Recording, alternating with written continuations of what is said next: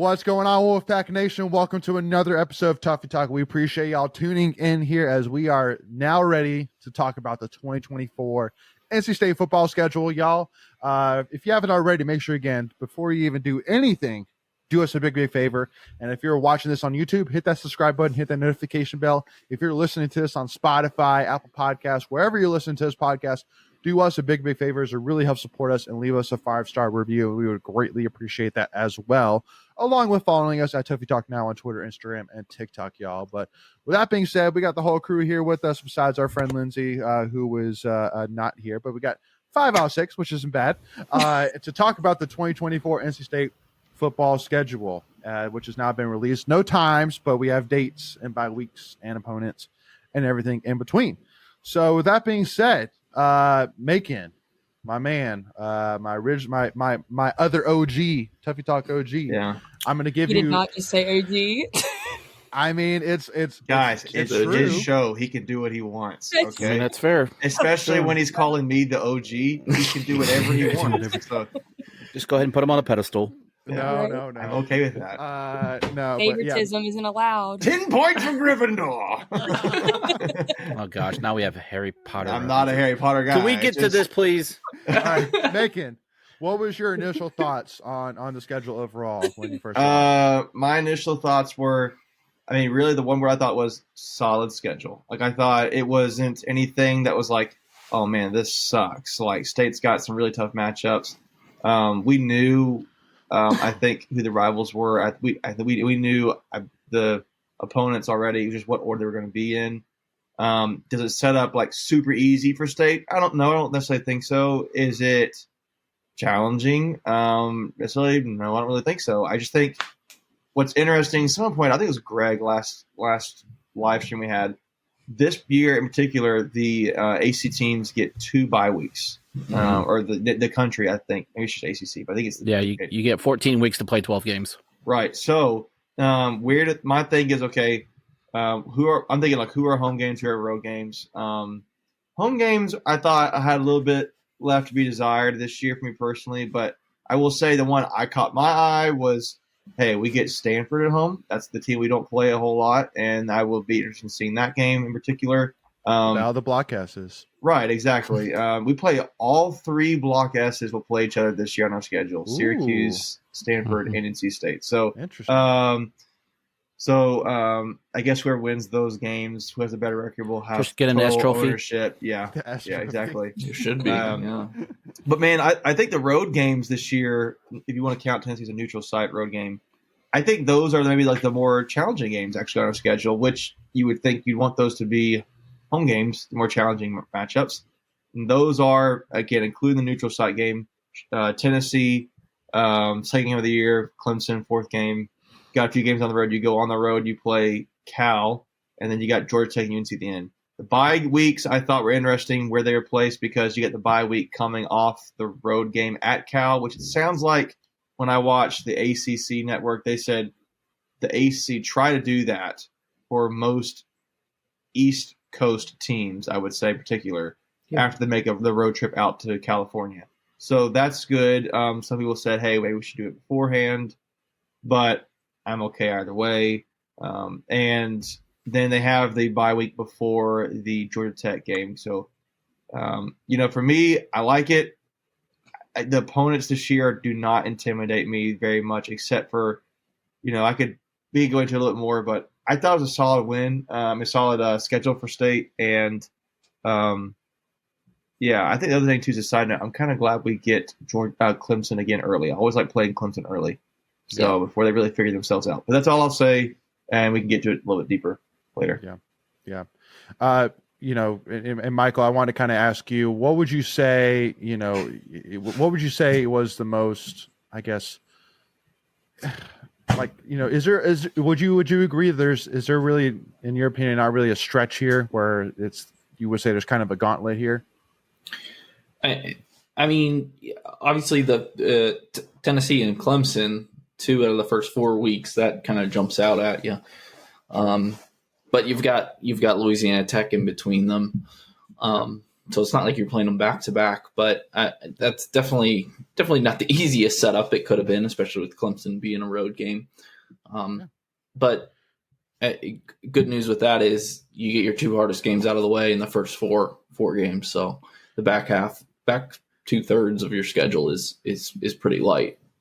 Well, I remember, and Greg, I always get a chuckle out of this when I hear this, but I can't remember who it was, but they were talking about if you're trying to figure out whether Georgia Tech or UNC is your third toughest game, it's a pretty easy schedule. Yeah, I was like, that's very true, especially with the Georgia Tech and UNC of next year, which as of right now is solid, but not watch out, necessarily. Right. So yeah, a couple things that stuck out for me was we end our home schedule November 9th. That's really early. Really early. Another thing that I kind of picked up on was we got the California teams back to back, although there's a bye in between. So that was kind of an interesting twist. Yep. And then we get to play Dave Doran's old team for the first time since he left there, Northern Illinois. I didn't even recognize that. Oh, that's huge. Oh, that's wow. That's actually gonna be wow. I've never seen somebody so excited to play Northern Illinois before. My mind just got blown. My mind. It's just Northern Illinois, Leighton. but I mean, you would think we're playing the ghost of Notre Dame. We're playing Alabama. Oh my God. Alabama. Well, I mean, but again, I mean, for the point of plot. it, the plot of it, for him to play his former team. I mean, it's been 12 years though. I mean, I think there's kids that at that school were 2 years old before. A little facetious there. I get it, but so those were just the things that stuck out for me. Off the schedule, just talking points, if you will. Yeah, and Kens, I wanted to kind of ask you as well because I've been having a couple of conversations, and. Let's say worst comes worse. And again, we're not necessarily doing predictions right now, but worst comes worse. You look at that first 4-game stretch. Lose to Tennessee. I love how you're asking me this question. Lose Clemson. Yeah, that's not a reality. We're not losing those games. We're not losing. I said worst case scenario. Worst case scenario. All right. We lose both those games. Would you say that first of all that you would feel? I mean, I would say look at the rest of the schedule. I feel pretty confident that you go into the rest of those ACC games with a very good chance to win. That a 7-1 ACC team has a very, very good shot of being one of the two teams to make it to the ACC championship. Yeah, definitely. I think that I like having those hard games at the beginning because, I mean, I'd rather have them then than have Clemson halfway through the season where it's if we lose, everybody freaks out and it's oh crap. We just lost an ACC game. We're done. Blah, blah, blah. All that stuff. Yep. I feel like if we beat those programs, it's going to be huge. But especially on the road at Clemson, beating in Death Valley. But if we lose, it's okay, that's 2 losses. Let's just win out the rest of the season. I feel like it's not really going to put a huge gash in our schedule or in what it's going to end with, if we're going to make it to the playoff team or what. But I like having them all right there at the very beginning. And just for curiosity, anybody want to put any bets on which game is going to be the homecoming game? Usually it's Clemson. Usually it's Clemson. Probably Wake or Duke. It's got to be Duke. But that's actually senior day. That's senior day, so it's probably Wake. It might be Wake. Yeah, it's probably Wake. Yeah. And then I forgot about that. And that means that probably Stanford's probably going to be your military appreciation, if I had to guess too. So usually Stanford would probably be because they tried to do it in November, but since we only have one home game, I think in November, or Stanford in November. Stanford's November 2nd. So it could be. Yeah, so that's your military appreciation game. Yeah. But I do got to give it is going to be really interesting, that Cal game, because our players haven't been in that situation before, having to travel across the country and then play a game the day after they fly in, Well, they did have one a couple years ago. They just kind of had the rug pulled out from them. And don't talk about it. Yeah. Ba-dum-bum. that will always be PTSD for me. Swing and a miss here, Macon. Swing and a miss. I hit a home run with that joke. Okay, you guys all laughed. That's Greg definitely died of laughter. So yeah, that's definitely a real concern though, because that's that's week 8 of 8 straight weeks of football. No bye week. The 8 straight weeks thing is what's interesting to me. Yeah, and I'm not gonna lie, the whole getting used to the timing is very real too. It took me and Hannah 2 days to get used to that California timing. So the knowing that you're going to turn around and play, they probably won't get there until like 4 p.m. their time, Cal's time there. Hopefully it's like a 4 p.m. or 7 p.m. type game. I'm worried about them. Do they really play? I honestly don't even pay attention to the Pac-12 side enough. Like I didn't even know they played noon games over there. Honestly, well, noon their time, 3 o'clock our time. So but with playing ACC teams, they may start playing noon Eastern time games, right? Which I hope not. But God, yeah, our teams 9 a.m. We're not going. No, that'd be 6 a.m. their time, whatever. Yeah, I assume they would always try to make those the later ones, but yeah. So I'm looking here. I'm looking at the schedule, and one to me, when I see where are the tough stretches in our season? To me, I kind of view it as the bookends. Like I think about Tennessee through Clemson, like those 3 games. I think Louisiana Tech could be kind of sneaky. I mean, they're not a terrible program, so they produce NFL players. So I look at that as a sneaky game going into Clemson. Definitely a little bit of a trap game vibe for sure. Right. Well, and it's interesting. The last time we beat Clemson, we played Louisiana Tech previously. Now this time we're reversing it, playing Louisiana Tech first, then into Clemson. Yeah, I noticed that. Interesting. But then I would say your next toughest stretch would be, I think, like Duke, Georgia Tech, Carolina, and so. But again, Duke's got a new coach.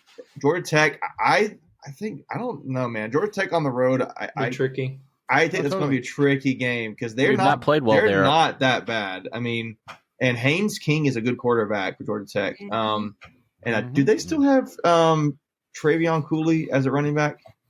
Yeah, but I don't. I think he's kind of got another guy. I don't know. Playing time. So they are they're not a bad team. They're figuring themselves out. But one thing also to note, I look up who are our teams playing before we play them, and I really feel like Clemson's at advantage this year because they get us. We have to play Tennessee and Louisiana Tech before we play them, and they get a bye week early. So they have a bye week the week before we play them. After we'll have played Louisiana Tech. So, and it's in Clemson. So I feel like they're going to have an advantage in that game. The other one is the other team that has a bye week before we play them is Georgia Tech. But in that matchup, NC State actually also has a bye week. So both teams get a bye week going into that second to last weekend of the season. That's just a couple other interesting notes to me. And I'm thinking, how many coaches we're playing are new? Syracuse and Duke. Syracuse and Duke.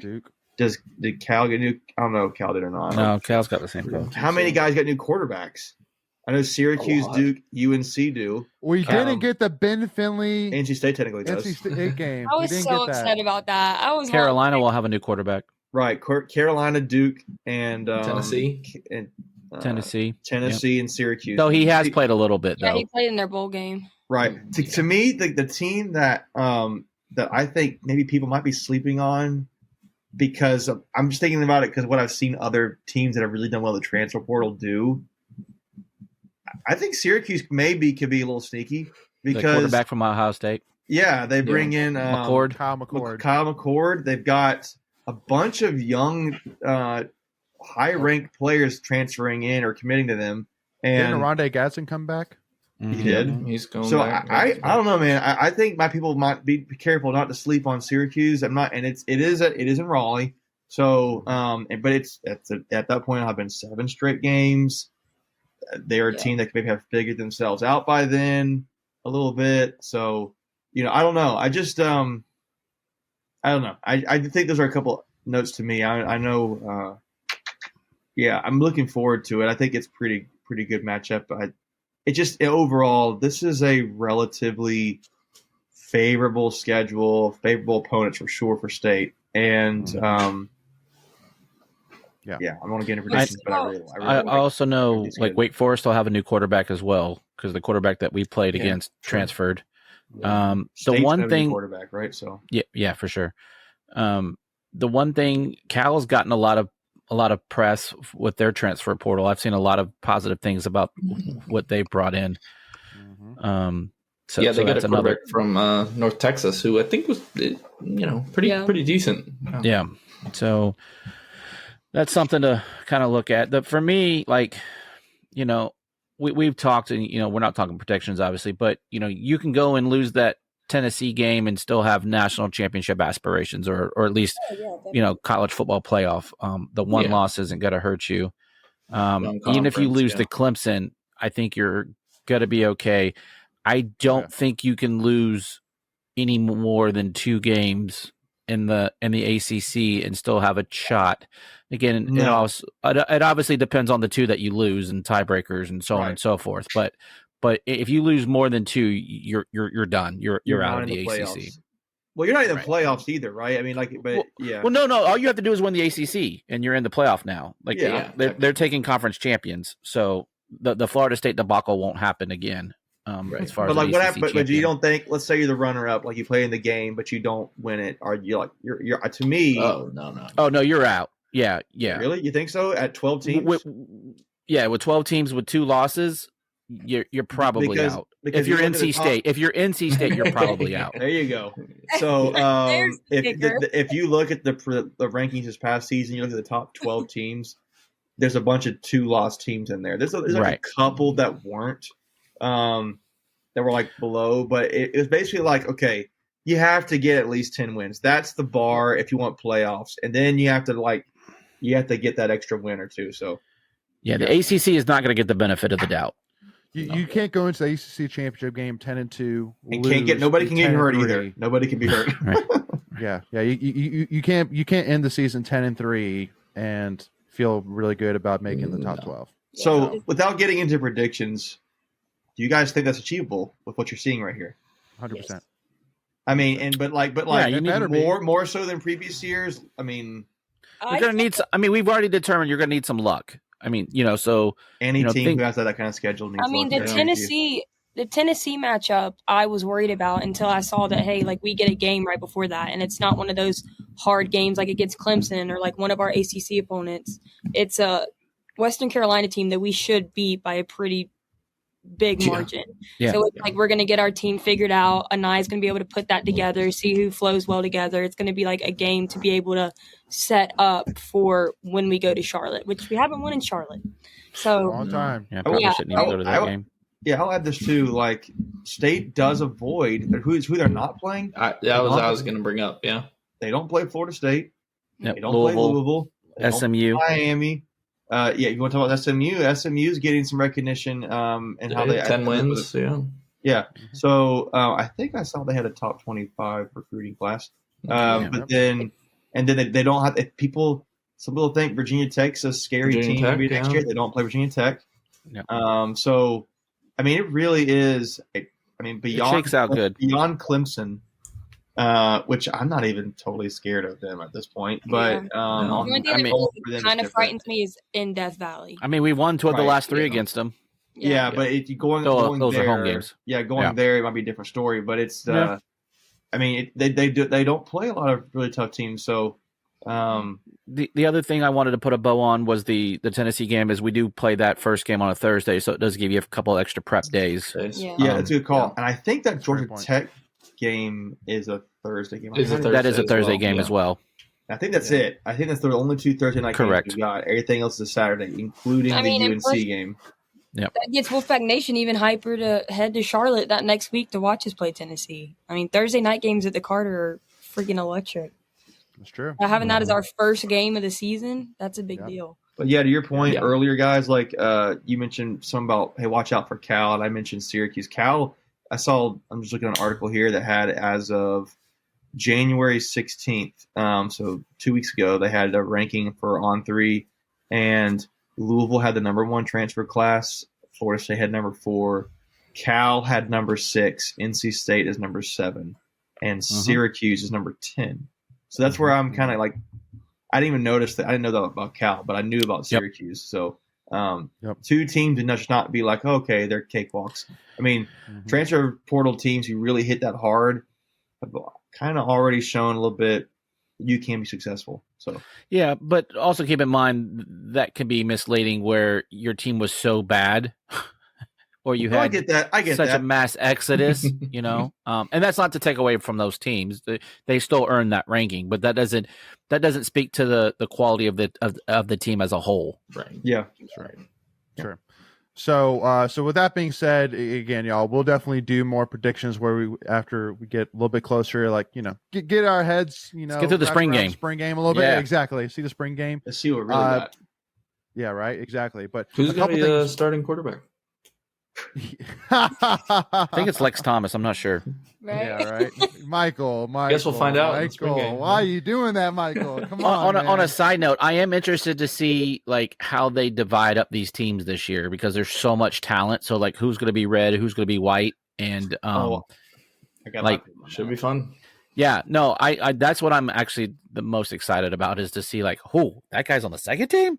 Oh, yeah, it should to me. Because of the way of how much changeover there is, it should be, okay, we're going to put the perceived starters on one team and try to build as much chemistry as quickly and as early as possible. Yeah. Is this the year the white beats the red? I mean, maybe. I'm curious what the line is in Vegas for that. Right. Typically, yes. No. To answer your point, Mick, typically, as of recently, they basically take the first string offense and the first string defense, put it on red, and then the second string offense, second string defense on white. And so that way, that's why I made the joke of, is this the year white finally beats red? Yeah, I mean, it might be one of the best second string teams we've ever had at a spring game. We're not going to leave sad. There's going to be a State's going to win that game. Well, just no injury. And lose. Exactly. I'm going to have mixed emotions. I'm joking. Yeah, right.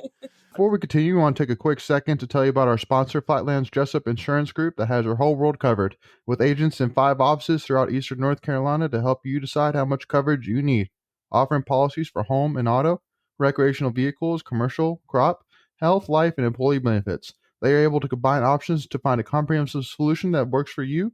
Flatlands Jessup protects the things you love so you can spend less time worrying and more time enjoying them. Find them on Facebook and Instagram at Flatlands Jessup. You can also visit their webpage at www.flatlandsjessup.com. So please make sure to go and check them out. I'm hedging my bets on State. Right. Yeah, right. But two big one head. You want to cover two quick headlines for recruiting, and then I kind of wrap this up with one fun question here. News came out. When was this? A couple days ago that running back, class 2024 running back, early enrollee Duke Scott, running back, is officially a 4-star recruit after an electric senior season that included over 40 total touchdowns. Now he is the number 20 running back prospect nationally as a running back. And then also too, I got to give a shout out also to the 4-star wide receiver Terrell Anderson, who is now the number 51 recruit in the country, which now puts him as the program's highest ranked receiver signee since 2002. Which, if I'm not mistaken, who was that? Our friend, our Richard guy, Washington. Yeah. Richard Washington. Yes. Yes. Yep. So again, like you have, Noah Rogers coming in. You have Jonathan Paler, who's a top, 75 national recruit. You got Terrell Anderson now, top, number 51 recruit in the country. Duke Scott. You got Grayson McCall, one of the top transfer quarterbacks coming in. Like, We got Justin, one of the top. Justin Jolly. Again, we can go on, but again, you got to go make it happen this year. That's the bottom line. Make it happen. That's why. I'm so ready. But to the point, I think you're trying to make, like we mentioned on the side earlier, it's like, how many 4 stars is that now? Like, is that the most we've had? Yeah, I think ever in the last 10, 20 years. It sure feels like it. I mean, are you counting straight up incoming freshmen? I'm not saying transfers. I'm not talking transfers. Yeah, I'm you're talking straight freshmen. I'm talking high schools. High school players. I mean, Taylor, Anderson, Boston, Zachary, Keenan Jackson, Rose. You now have Jaden Scott. Who am I missing? Help me out here. I'm trying to think who that could be. That's pretty much all I got. Oh, what about Assad Brown? Assad Brown. Oh yeah, Bailey 10. That's insane. So Trent Mitchell, I think. Trent Mitchell, he's Mitchell. No, really? On once is he pretty much okay? 11th? Maybe Robbie Martin was one of them. One of the two of those. It was Robbie. So there's your 11th. Yeah. So That's cool. at least, I mean, we kind of took us 20 seconds to put it together, just put our minds of who's on that recruiting class right there. But it's like, yeah. What was the last time I could just boom, boom, boom, boom, boom, like all the force, like that talent. So right, normally you can count it on one hand, right? Exactly. Yeah, normally it's like 4 or 5. Yeah. Which, and obviously the news came out. I think it was yesterday or today about our lead recruiter got offered the job at Alabama. Jatavius Sanders.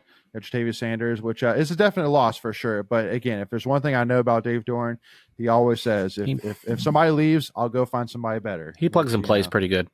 Oh, yeah, pretty good. Yeah, no, he does a pretty good job. Yeah, but no, I just one of the things. Those are just high school guys. Like if you're NC State, if you're a fan of any program, you don't really want your freshmen playing, right? You want them to be able to redshirt and get in the workout gym. I mean, like Taylor and Terrell Anderson, they're probably going to play a little bit. I don't know. I know that Dave Doran mentioned during his signing day press conference, he did specifically mention Duke Scott. We're talking about him, Jaden Duke Scott. Saying, he said he would have played this year. He said, he would have played this past year. So that dude's really fast. He's got an interesting looking stride to me, but he is fast. So it's and he's stout. There's another way to about him. So I'm excited about the future for State we have here. But like you have the guys you brought in as the transfers and what you have coming back from last year. That's like win now. And hopefully you don't have to play those guys, those high school recruits as much this year that you can just continue to build the program, raise the floor and the ceiling at the time. But just really, I don't know, it's in a really good place. It's really exciting to me. So, and because just to remind everybody once again is that if we can finally get it done, then you're combining that with also to the fact that we pretty much presumptively know who's going to take over after whenever Dave Doran decides to hang it up. Like maybe, like you're feeling phenomenal about the future of in-state football if we can finally get that thing done. Yeah, so, you're hoping it plays off that way. Yeah. You're hoping it plays off, but it's presuming to play off that way. Mm-hmm. But anyway, so the last thing, fun question, which I wanted to ask to wrap up this episode here.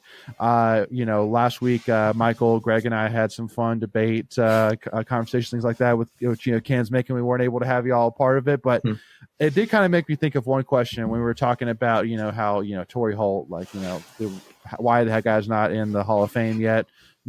Have no clue why, obviously there's a lot of conversation around Philip Rivers. Is he going to make it? Things like that. I wanted to kind of ask because I did a little bit of research, but just to confirm to y'all's knowledge, NC State does not have a current NFL Hall of Famer, correct? In terms of like that, no, I believe Jim Richter. Is he an NFL Hall of Famer? Okay. Don't get me lying. Here, we'll check it on the side. You guys just good question. Okay. So, but okay. Either way, let's. I want to kind of ask you like this: who do you think is the closest Hall of Famer from NC State right now in terms of like Torrey Holt, Russell Wilson, Philip Rivers? Who do you think is the closest guy that could be the next NC State NFL Hall of Famer? Naheem Hines. Naheem Hines. Close. Fully unbiased. Yeah. Right. Oh, man. NFL Hall of Famer. To be honest with you. I think it depends on how they consider his schooling, but I think it Russell Wilson because he's won a Super Bowl. Yeah. Are you talking like active? And I was wrong. Jim Richter's only in the College Football Hall of Fame. Okay. Yeah. So we don't have any. Yeah. So I think so. Torrey Holt, you should besides him, but I think honestly, Phillip. It might be. Is he? Would they? So that's not to get too in the weeds, but like, do you think they would put Russell or Phillip first? Because Phil doesn't have Super Bowls, but he has like the career, and Russell's got the Super Bowl. Yeah, Russell had a really good strong to his first part of his career. So it's like, I think the first person to get in is Torrey Holt. Yeah. Well, I'm saying between those two, just based on that. Like if they all went in at the same time, like we're eligible at the same time. Yeah. I think because Phillip's got another. I think Phillip's got another 3 years before he's eligible. Yeah. So I'm going to throw another one that might be kind of random, but the way his career is projecting, like if he continues getting rings, it's Joe Tooney. I mean, right? Yeah. Is he going to have 3? Is he playing for 3? Or does he have 4? 4. 4. I mean, come on. Like, he's a starting offensive lineman for 4 potential Super Bowl winning teams. Yeah. Like, unfortunately, he probably won't get to play in this one. Yeah. Who cares? I mean, like, I get it. No, but no, like, it doesn't take away from his accomplishments. Right. I know. I'm just joking. But it was like, that's a guy who's like not like a sexy name in terms of like it's odd that this is only the second year he's actually been recognized on a postseason award. Last year he was second team All Pro. This year he made first team. I know he's probably got a couple of Pro Bowls in there too, which you can whatever you want to say about the Pro Bowl, it's more about the All Pros. But like last year he only gave up 1 sack and 16 pressures for the whole season, like some stupid absurd. I think Joe Thuney is definitely especially if they win, like you can't the rings 4 rings is that's something. And Jacoby Brissett. I mean, dude, that guy is one of the greatest NFL backups, man. I'm telling you. Yeah, the backup Hall of Fame. They should have a backup Hall of Fame. He'd be in there for sure. 100%. Yeah. But anyway, so So just want to confirm. So yeah, no NFL Hall of Famers, NC State. No, but several college, but not NFL. I got a question. Right. Did Adrian Wilson ever win a Super Bowl, or does he have any kind of things like that? I think he pretty much played his whole career with the Cardinals. Right, and he's in the Ring of Honor for the Cardinals, but the Cardinals have never won a Super Bowl. They came close against the Steelers that year, but probably not. But he's, I mean, how many players are in a Ring of Honor of any of the franchise teams, and he's on one of them. So it is interesting that Torrey Holt, Adrian Wilson, and Stephen Tulloch, if I'm not mistaken, are part of their teams. Okay, Tulloch is a good maybe thought, but yeah, I feel like the part of the Hall of Fame is they kind of come across as that one thing they say is this a player who you can have to be told that, like, you have to tell the story of the NFL with this player? Like you can't not tell a story of the NFL with this player.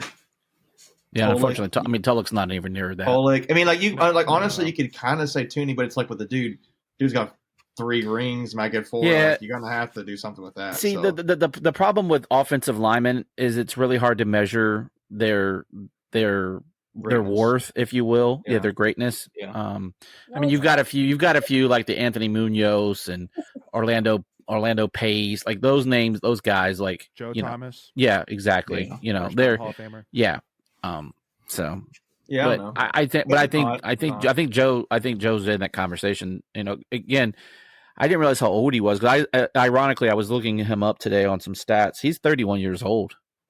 Mm-hmm. Like, I mean, he was there when I was in school, so I mean, I'm 32. But it's not. It doesn't sound totally surprising when you think about an NFL career time. It's like, 31 is older for NFL players. So. Yeah, but offensive linemen can go a little bit longer.